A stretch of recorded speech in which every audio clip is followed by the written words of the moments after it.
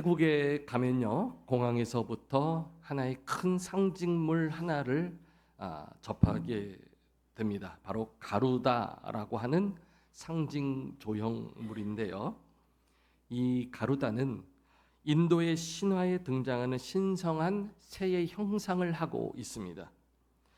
그래서 이 가루다가 악을 물리치고 정의를 수호하는 역할을 한다라고 여기는데, 이 가루다 상을 국가의 공식적인 어떤 문서나 건물, 그리고 국기나 화폐에도 사용을 하고요. 왕실의 허가를 받은 기업들이 로고를 쓸 때에도 이 상징물을 담아 표현하고 있습니다. 그래서 왕의 권력이 신성하기 때문에 하늘로부터 부여받은 것이다 라고 생각을 하는 것이죠. 이와 같이 어떤 상징이 되는 건물이나 물건이나 그런 표시는 압축적으로 그것의 정체성이나 신념을 표현해 주는 것이겠죠. 각 종교에서도 나름대로 이렇게 그 종교를 대표하는 상징의 표시들을 사용하기도 합니다. 불교에서는 만자를 상징으로 사용하죠. 이것은 불교의 교리 중에 길상만덕을 표현한 것이라고 합니다. 좋은 일과 덕이 가득함을 뜻하고 부처의 깨달음에 이르게 한다라고 말을 합니다. 이슬람교에서는 초승달의 상징물을 건물마다 높이 올립니다. 이 초승달은 금은밤의 어둠을 뚫고 처음 떠오르는 그 빛을 상징한다고 합니다. 그래서 이슬람교가 세상에 등장하여서 진리를 밝히기 시작했다라는 것을 상징하죠. 초승달로 시작하여 달이 점점 커지는데 이슬람교가 이렇게 성장하고 확장한다라는 것을 상징을 하는 것이겠죠. 이슬람 세계에 대한 번영을 또 표현하는 것이라고도 합니다. 그러면 우리 기독교의 상징은 무엇이겠습니까? 당연히 십자가겠죠. 그래서 교회마다 십자가를 세우고 십자가에 달리신 예수 그리스도를 중심으로 하여서 믿음의 공동체를 이루어 가는 것입니다. 예수님이 우리를 대신해서 십자가에 달려 돌아가셨기 때문에 오늘 우리가 그 대속의 은혜로 인하여 구원에 이를 수 있는 것이겠죠. 인간이 스스로 해결할 수 없는 죄 문제를 주님께서 십자가를 지심으로 해결해 주셨기 때문에 십자가를 통한 하나님의 무한하신 사랑을 우리가 경험하게 되는 것입니다. 그러면서 더불어 주님의 제자가 되어가는 것이 우리 기독교의 근본 정신이 되는 것이고, 이것을 압축하여 십자가로 표현을 하는 것입니다. 기독교 역사에 있어서 주님이 직접 제정하신 성례가 있습니다. 바로 세례와 성찬입니다. 이 두 가지는 우리 주님께서 직접 제정하셨고 모든 교회와 성도들이 이것을 기념하여 지키라라고 명하셨습니다. 세례는 우리 주님께서 승천하시면서 직접 명령하셨는데 마태복음 28장에서 지상대명령으로 이렇게 말씀하셨죠. 그러므로 너희는 가서 모든 민족을 제자로 삼아 아버지와 아들과 성령의 이름으로 세례를 베풀고 내가 너희에게 분부한 모든 것을 가르쳐 지키게 하라. 볼지어다 내가 세상 끝날까지 너희와 항상 함께 있으리라 하시니라. 아멘. 이렇게 주님께서 직접 명령을 해 주셨습니다. 모든 민족을 제자로 삼아 아버지와 아들과 성령의 이름으로 세례를 베풀라라는 것이죠. 이것을 바로 이제 지상의 교회들이 명령 따라 수행하고 감당해야 하는 것입니다. 그래서 모든 지상의 교회들은 주님 명령 받들어서 세례를 베푸는 사역을 하고 있는 것이죠. 감사하게도 지난 8월 우리 함께 그린 교회에서는 처음으로 학습 세례식도 있었습니다. 하나님의 교회는 이렇게 주님 명령 따라서 거룩한 성례를 행하는데 세례와 더불어서 또 한 가지의 성례가 바로 성찬입니다. 오늘 이렇게 함께 그린 교회에서 처음으로 성찬 예식을 갖게 됩니다. 따라서 이 성찬이 의미하는 것이 무엇인지, 또 성찬에서 주님이 사용하신 떡과 포도주가 어떤 의미가 있는지, 무엇을 상징하는지 우리가 살펴보고 은혜 가운데 성찬 예식에 참여할 수 있기를 바랍니다. 주님은 무교절 첫날에 제자들과 함께 앉으셨고 음식을 잡수셨습니다. 이스라엘의 절기 중에 하나인 이 무교절은요, 유월절과 연결이 되는 절기입니다. 과거 이스라엘이 출애굽할 때 출애굽기서 12장에서 말씀하시는 것처럼 그날 밤 어린 양고기를 불에 구워서 무교병과 쓴 나물과 아울러 먹어야 했었습니다. 바로 이 날이 유월절이 되는 것이고요. 이 중에 이 무교병은 누룩을 넣지 않고 구운 빵을 말합니다. 이 누룩이라는 것은 빵에 넣으면 확 부풀어지는 성질을 가지고 있기 때문에 이 누룩이 상징하는 것은 바로 죄입니다. 죄라는 것도 우리 속에 들어오면 확 그 죄의 힘이 부풀어진다라고 여겨서 빵에 누룩을 넣지 말라라고 명하셨던 것이죠. 그래서 이 유월절을 포함해서 7일 동안 무교병을 먹는 절기를 지키라라고 하셨고요. 유월절의 의미를 되새기게 하셨던 것이죠. 이 기간을 다 이제 무교절이다라고 하는 것입니다. 그러니까 사실 이 무교절과 유월절은 같은 맥락에 있고 함께 더불어서 지키는 하나의 절기로 전통적으로 지켜왔던 것입니다. 우리나라도 1년 중에 민족 고유의 명절이 있지 않습니까? 추석과 구정 설날이 바로 그것일 것입니다. 이제 곧 추석이 또 다가오기 때문에 또 많은 분들 고향을 방문하고 어르신들 찾아뵐 그런 계획들도 아마 잡고 계시겠죠. 부모를 찾아뵙고 형제 자매들과 한 자리에 모여서 맛난 음식도 먹고 즐거운 시간을 보내겠죠. 저도 20년 만에 처음으로 가족 4식구가 같이 한국에서 맞이하는 명절이 되어서 이번 추석이 굉장히 설레기도 합니다. 부모님도 찾아뵈야 되겠고 형제들 같이 모여서 또 즐거운 교제 음식도 나누고 하겠죠. 제가 큰 아들인데 저에게 남동생이 하나 있는데 선교 사역을 하는 동안 한 번도 제대로 명절에 부모님을 찾아뵙지 못해서 늘 마음이 또 아프기도 했었습니다. 사실 사역을 하다 보면 다른 나라에 있다 보면 우리나라 절기를 지키는 것이 아니기 때문에 추석이니 구정이니 별로 큰 상관없이 그냥 지내곤 했었거든요. 그러다가 뉴스를 보거나 소식을 들으면 구정이구나, 추석이구나, 그때서야 명절인 것을 알게 되고 뒤늦게 전화를 드리곤 했었습니다.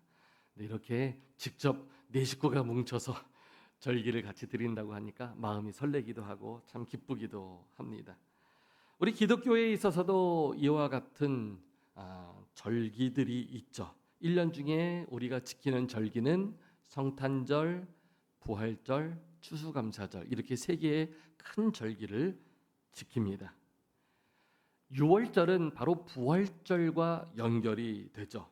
구약에서 유월절이 사단의 재앙들을 다 물리치고 생명을 지켜주셔서 그 애굽에서 종되었던 애굽에서 빠져나와서 하나님의 구원하심에 동참하게 된 것 아닙니까?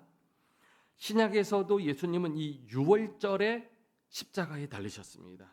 그리고 죽으셨습니다. 하지만 사망 권세를 이기시고 부활하셨고 그래서 이 유월절에서 부활절에 이르게 되면 예수님께서 죽음을 이기시고 부활하셔서 생명의 주인됨을 지키는 절기, 예수님 당시의 유월절은 이런 의미도 있는 것이었습니다.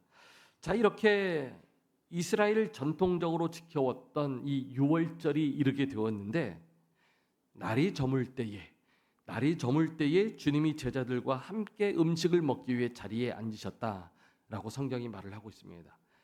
날이 저물 때라고 표현을 한 것은 당시 이스라엘의 유대력으로 보면은 하루가 지나고 또 다른 하루가 시작되는 그 시점을 말해주는 것입니다. 유대인들이 지켰던 그 달력으로 보면 하루가 머무는 그 시점에 하루가 끝나는 것입니다. 그리고 날이 저물어지면 새로운 하루가 시작되는 시점이 되는 것이죠. 그러니까 바로 이날 이제 목요일 밤을 지나고 금요일이 막 시작되어지는 요때에 이 날에 주님이 십자가에 달리신 것입니다. 주님이 십자가에 달리시는 그 날이 시작되면서 주님은 제자들과 함께 유월절 음식을 드시게 되는 것입니다. 그러니까 주님의 마음이 얼마나 비장하고 얼마나 이 날을 위해서 사실 지금까지 달려오신 것인데, 예루살렘에 입성하셔도 일주일 내내 주님은 이 시점을 놓치지 않고 달려오셨는데 얼마나 비장하셨을까요? 이제 몇 시간 뒤면은 십자가에 달리셔야 했으니 제자들과 함께 음식을 나누는 이 시간이 어쩌면 마지막 유언의 시간이 될 수도 있겠습니다. 때문에 가장 중요하고도 가장 급한 말씀을 이 만찬의 자리에서 주님이 하셨겠지요. 주님은 음식 먹을 때에 굉장히 중요한 사실을 하나 먼저 폭로를 하십니다. 마태복음 26장 27절에 21절의 말씀입니다. 내가 진실로 너희에게 이르노니 너희 중에 한 사람이 나를 팔리라. 제자들의 입장에서는 어쩌면 이 명절을 기다려왔고 대대로 이 명절 때마다 즐겁게 음식 먹으며 함께 한 자리에 모여 교제를 했기 때문에 분위기 좋게 이스라엘의 전통 절기인 이 유월절을 지키며 음식을 먹고자 했을 것입니다. 그런데 주님이 말씀을 시작하면서부터 분위기를 확 깨신 것이죠. 제자들은 지금 나름 충성스럽게 주님의 오른팔이요 왼팔이요 우리가 주님을 따라가고 주님을 지키는 제자입니다, 자부심을 갖고 여기까지 왔는데, 주님이 음식을 함께 나누시면서 너희 중에 한 사람이 나를 팔리라, 이 말씀을 하시는 것이에요. 순간 분위기는 싸해졌을 것입니다. 그래서 제자들이 주님의 말씀을 들으면서 근심하게 되었고 서로가 주님께 이렇게 물었죠. 주님, 저는 아니지요? 주여, 나는 아니지요? 이렇게 물었던 것이죠. 그때 주님께서 나와 함께 그릇에 손을 넣는 그가 나를 팔리라 라고 말씀하시면서 직접적으로 가룟 유다를 지목하셨습니다. 주님이 잡히시는 그날, 하필이면 그날 밤에 주님은 제자 중 하나인 가룟 유다가 주님을 팔 것이라고 말씀하셔서 그것이 십자가를 지시는 직접적인 원인이 되었다라는 것을 지금 말씀하시는 것이죠. 충격이 아닐 수 없었을 것입니다. 모든 제자들의 분위기는 확 가라앉았고 숙연해졌을 것이에요. 명절 음식을 먹기는 하지만 이미 분위기는 기쁨과 즐거움보다는 엄숙해졌고 긴장되고 조심스러운 분위기가 되었던 것이죠. 그때 주님이 떡을 가지고 축복하셨습니다. 받아서 먹으라, 이것은 내 몸이니라. 떡을 먹는데 그 떡이 내 몸이다, 내 몸을 먹어라 라고 말씀을 하시는 것이에요. 안 그래도 지금 분위기가 좀 싸해졌는데, 숙연해졌는데 떡을 먹어야 되는데 떡 먹으라 해놓고 내 몸이다, 먹어라, 이렇게 말씀을 하시는 것이에요. 정말 주님께서 이 분위기를 작정하고 깨시려는지 더더욱 이 음식에 참여하고 있는 제자들의 마음은 긴장되기도 하고 도대체 주님 왜 이렇게 분위기를 깨실까 생각을 했을 것입니다. 그런데 그 상황에서 너희가 먹는 이 떡은 내 살이니 내 살을 먹으라 라고 하시는 것이에요. 그러더니 주님이 잔을 가지고 감사 기도를 하신 다음에 제자들에게 주시더니 마시라. 마태복음 26장 28절에 말씀하시는 것처럼 이것은 죄 사함을 얻게 하려고 많은 사람들을 위하여 흘리는 바 나의 피 곧 언약의 피니라, 마셔라 라고 말씀하십니다. 아니, 분위기 좋게 명절날 함께 모여서 즐겁게 떡을 떼려고 했더니 떡을 먹으라 해놓고서 이것은 내 몸이다, 어떻게 먹으라는 말입니까? 잔을 가지고 마시라 하더니 이것은 내 피다, 내 피를 마셔라, 이렇게 말씀하시니 이것을 또 어떻게 먹으라는 말이겠습니까? 얼핏 보면 주님이 농담하신다라고도 제자들이 여길 수도 있었겠지만 농담으로 여기기에는 너무나도 엄숙하고 숙연해진 분위기였을 것입니다. 주님이 그래서 일부러 이 의미를 설명해 주시는데 고린도전서 11장에서는 보다 친절하게 의미를 설명해 주십니다. 내가 너희에게 전한 것은 주께 받은 것이니 곧 주 예수께서 잡히시던 밤에 떡을 가지사 축사하시고 떼어 이르시되 이것은 너희를 위하는 내 몸이니 이것을 행하여 나를 기념하라 하셨습니다. 제자들이 먹는 떡이 주의 제자들을 위한 주님의 몸이기에 이 떡을 먹으면서 주님을 기념하라 라고 말씀하셨다라는 것이요.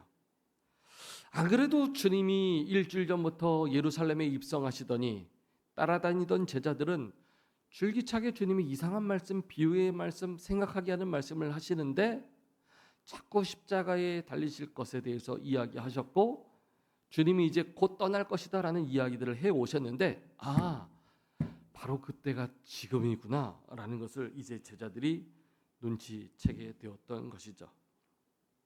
그래서 이어지는 고린도전서 11장 26절에서 또 주님은 이렇게 정리해 주셨다는 것을 알 수 있습니다. 너희가 이 떡을 먹으며 이 잔을 마실 때마다 주의 죽으심을 그가 오실 때까지 전하는 것이니라.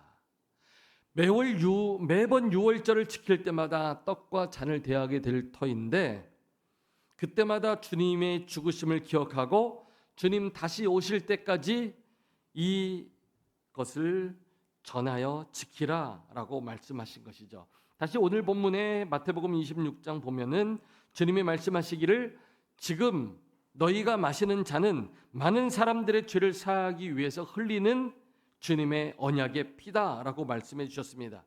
그러면서 마태복음 26장 29절의 말씀처럼 주님은 이제부터 아버지의 나라에서 새 것으로 마시게 될 때까지 이 포도주를 다시는 마시지 않을 것이다 말씀하셨어요.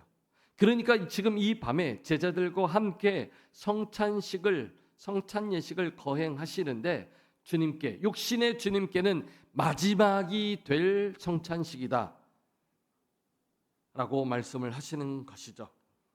하지만 고린도전서 11장 26절의 말씀처럼 육신의 주님에게는 마지막 성찬식이 되겠지만 제자들은 떡을 먹으며 잔을 마실 때마다 주의 죽으심을 그가 오실 때까지 전해야 했었습니다. 따라서 오늘 우리도 주님이 직접 명하신 이 성찬 예식을 드리기를 원합니다. 비록 우리가 육신의 주님과 함께 하지는 못하지만 주님이 다시 오실 때까지 교회로서 주님의 죽으심을 기념하여 성찬 예식에 참여하는 것입니다. 이같이 기독교 교회에서는 성찬, 즉 세례와 성찬이라는 이 성례를 지키는데 주님이 직접 명하여 지키라고 명하신 성찬과 세례식을 교회가 마땅히 지켜야 하는 것이겠죠. 절기라는 것은 전통적으로 지켜왔던 형식과 내용을 다 엄숙하게 지키기도 합니다. 성례도 마찬가지입니다. 교회 안에서 엄숙하게 우리가 지켜서 그 성례라는 틀 속에 주어지는 또 메시지를 우리가 발견해야 되겠죠. 바로 주님이 나를 대속 제물이 되어 죽으신 그 뜻을 우리가 가볍게 여기지 않고 십자가의 정신을 다시 붙잡고 믿음으로 나아가야 하는 것입니다. 그래서 고린도전서 11장 27절에서 29절은 이렇게 말씀을 합니다. 그러므로 누구든지 주의 떡이나 잔을 합당하지 않게 먹고 마시는 자는 주의 몸과 피에 대하여 죄를 짓는 것이니라. 사람이 자기를 살피고 그 후에야 이 떡을 먹고 이 잔을 마실지니 주의 몸을 분별하지 못하고 먹고 마시는 자는 자기의 죄를 먹고 마시는 것이니라. 성찬 예식을 대할 때 성도들은 이 떡과 잔을 가볍게 여기지 않아야 됩니다. 원래 이 떡과 잔은 주님의 죽으심에 믿음으로 동참하는 것이기 때문에 우리의 신앙이 잘 준비가 되어져 있지 못하면 그렇게 함부로 가볍게 여겨 참여하면 안 되는 것이겠죠. 특별히 자기의 죄 문제를 해결하지 못하고 해결되지 않는 죄를 안고서 성찬 예식에 만약에 참여하게 되면 주의 몸과 피에 죄를 짓게 하는 것이다 라고 말씀을 합니다. 그래서 성찬 예식에 앞서서 우리는 자기를 살피고 죄 문제 내려놓고 회개하여 성찬 예식에 참여하는 것이 합당한 것입니다. 성경이 말한 대로 주의 몸을 분별하지 못하고 먹고 마시는 자는 자기의 죄를 먹고 마시는 것과 같다라고 말씀합니다. 그래서 우리가 성찬 예식을 진행할 때에는 함부로 어린 아이들이 쉽게 가볍게 이 성찬 예식에 같이 참여해서 주님께서 명하신 이 의미를 퇴색시키지 않게 해야 할 것이고, 주의 떡과 잔에 이 성찬식이 가지고 있는 그 의미를 바로 새기게 해야 되는데, 함부로 자기의 죄를 먹고 마시지 않도록 또 우리가 주의해서 도와야 되겠죠. 어떤 사람들은 주의 떡과 잔에 참여하면서 또 그 맛을 음미하느라 그 성찬의 의미를 또 잃어버리는 경우도 있습니다. 원래는 주님께서 제정하실 때에 무교병을 사용해서 누룩이 없는, 아무 맛이 없는 그 떡을 사용해야 되겠지만, 또 우리가 사용하는 떡과 잔은 또 우리의 일상에서 또 임의대로 우리가 또 재료들을 또 준비하다 보니 완전히 주님이 처음 시행하셨던 것과는 재료가 다를 수는 있겠습니다. 그러나 우리가 그 의미를 기억하면서 주의 떡과 잔에 참여하고 주님과 하나됨을 이루어갈 수 있어야 되겠습니다. 성찬 예식에 참여할 수 있는 자격에 대해서 우리 교단 총회에서도 정리를 해주었는데, 바로 세례 받은 자, 유아 세례를 받고 입교한 자가 이 거룩한 성찬 예식에 참여할 수 있다라고 말을 합니다. 따라서 오늘 함께 그린 교회 첫 성찬 예식에도 세례 받은 성도와 유아 세례 이후에 입교하신 분들이 성찬에 참여할 수 있겠습니다. 아직 세례를 받지 못한 분들은 직접 성찬에 참여하지는 못하겠지만, 속히 믿음의 뿌리를 잘 내려 학습받고 세례받고 함께 그린 교회 또 세례 교인으로 성찬에 참여하겠다라는 그런 고백과 결단이 있을 수 있기를 바랍니다. 그리고 같이 기도로 이 예식에 참여해 주시면 되겠습니다. 교회마다도 성찬식을 진행하는 방식은 조금씩 다를 수 있겠는데, 우리 함께 그린 교회에서는 성찬 예식을 진행할 때 성찬위원 되시는 이채영 장로님께서 함께 도와주실 것이고요. 그러면 우리 세례받은 성도님들은 오른쪽에 있는 이 통로를 이용하여 한 분씩 앞으로 나오셔서 떡과 잔을 한 손씩 잡으시고, 그리고 이쪽 통로를 이용해서, 왼쪽 통로를 이용해서 자리로 돌아가 주셔서 기다려 주시면 되겠습니다. 그래서 모든 성도들이 다 떡과 잔을 가지고 자리에 돌아오면은 그때 기도하고 같이 다 같이 떡과 잔을 우리가 나누도록 하겠습니다.